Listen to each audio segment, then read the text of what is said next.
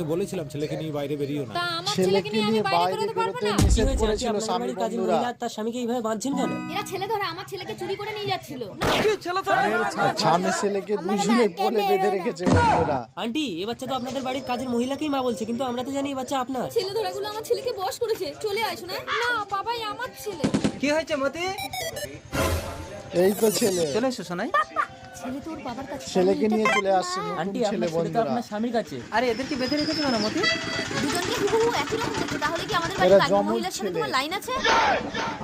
আমি বলছি আপনি আর আপনার কাজের মহিলা একসাথে সন্তান প্রসবের জন্য আমার ক্লিনিকে ভর্তি হয়েছিলেন। দুর্ভাগ্যবশত আপনি মৃত সন্তানের জন্ম দিয়েছিলেন, আর আপনার কাজের মহিলা যমজ সন্তানের জন্ম দিয়েছিল। আপনার স্বামী টাকা দিয়ে আমাকে বাধ্য করেছিল দুটো সন্তান দুজনের কোলে তুলে দিতে। আপনি আমাকে ক্ষমা করবেন, এই দুটো সন্তানই আপনার। পাপাই শোনাই। মতি, মতি, মা অজ্ঞান হয়ে গেল মায়া তুমি বন্ধুরা। আমার স্ত্রীকে বাঁচাও, সোনাইকে ছাড়াও বাঁচবে না। সোনাইকে ছাড়া মালকিন বাঁচবে জন্ম না। দিলে শুধু মা হওয়া যায় না,